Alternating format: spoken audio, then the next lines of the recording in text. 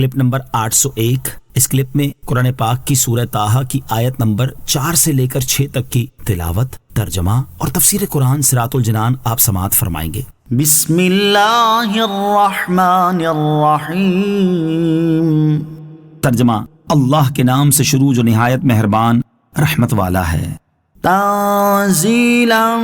ممن خلق الارض والسماوات العلا۔ ترجمہ: اس کی طرف سے نازل کیا ہوا ہے جس نے زمین اور اونچے آسمان بنائے۔ تنزیلا، نازل کیا ہوا ہے۔ اس آیت میں اللہ تعالیٰ نے قرآن مجید کی عظمت بیان فرمائی کہ یہ قرآن اس اللہ عز و جل کی طرف سے نازل کیا ہوا ہے جس نے زمینوں اور بلند آسمانوں کو پیدا فرمایا، اور جس نے اتنی عظیم مخلوق پیدا فرمائی وہ خالق کتنا عظیم ہوگا۔ اور جب ایسی عظیم ذات نے قرآن مجید نازل فرمایا ہے تو یہ قرآن کتنا عظمت والا ہوگا۔ قرآن مجید کی عظمت بیان کرنے کا مقصد، یہاں قرآن کریم کی عظمت بیان کرنے سے مقصود یہ ہے کہ لوگ اس کے معانی میں غور و فکر کریں اور اس کے حقائق میں تدبر کریں، کیونکہ اس بات کا مشاہدہ ہے کہ جس پیغام کو بھیجنے والا انتہائی عظیم ہو تو اس پیغام کو بہت اہمیت دی جاتی ہے اور پوری توجہ سے اسے سنا جاتا ہے اور بھرپور طریقے سے اس کی اطاعت کی جاتی ہے۔ اور جب قرآن کریم کو نازل فرمانے والا سب سے بڑا عظیم ہے تو اس کی طرف سے بھیجے ہوئے قرآن عظیم کو سب سے زیادہ توجہ کے ساتھ سننا چاہیے اور اس میں انتہائی غور و فکر کرنا اور کامل طریقے سے اس کے دیے ہوئے احکام پر عمل کرنا چاہیے۔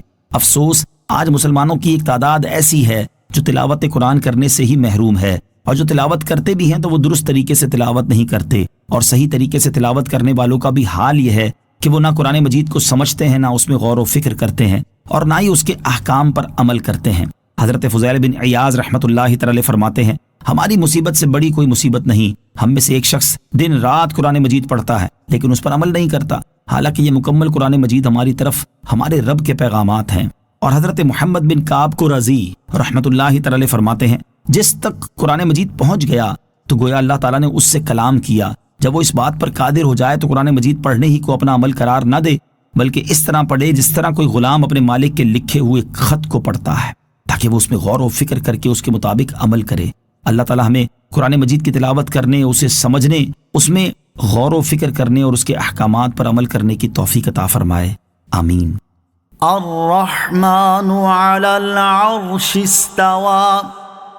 له ما في السماوات وما في الأرض وما بينهما وما تحت الثرى۔ ترجمہ: وہ بڑا مہربان ہے، اس نے عرش پر استوا فرمایا جیسا اس کی شان کے لائق ہے، اسی کی ملک ہے جو کچھ آسمانوں میں ہے اور جو کچھ زمین میں، اور جو کچھ ان کے درمیان ہے اور جو کچھ اس گیلی مٹی یعنی زمین کے نیچے ہے۔ الرحمن، وہ بڑا مہربان ہے۔ اس آیت اور اس کے بعد والی آیت کا خلاصہ یہ ہے کہ قرآن مجید نازل کرنے والے کی شان یہ ہے کہ وہ بڑا مہربان ہے اور اس نے اپنی شان کے لائق عرش پر استوا فرمایا ہے، اور جو کچھ آسمانوں میں ہے، جو کچھ زمین میں ہے، جو کچھ زمین و آسمان کے درمیان ہے، اور جو کچھ اس گیلی مٹی یعنی زمین کے نیچے ہے، سب کا مالک بھی وہی ہے، وہی ان سب کی تدبیر فرماتا اور ان میں جیسے چاہے تصرف فرماتا ہے۔ عرش پر استوا فرمانے سے متعلق ایک اہم بات، اللہ تعالیٰ کی اپنی شان کے لائق عرش پر استوا فرمانے کی تفصیل سورہ اعراف کی آیت نمبر 54 کی تفسیر کے تحت گزر چکی ہے۔ یہاں اس سے متعلق ایک اہم بات یاد رکھیں۔ چنانچہ حضرت امام مالک رضی اللہ تعالیٰ عنہ سے مروی ہے کہ کسی شخص نے آ کر اس آیت کا مطلب دریافت کیا کہ اللہ تعالیٰ نے عرش پر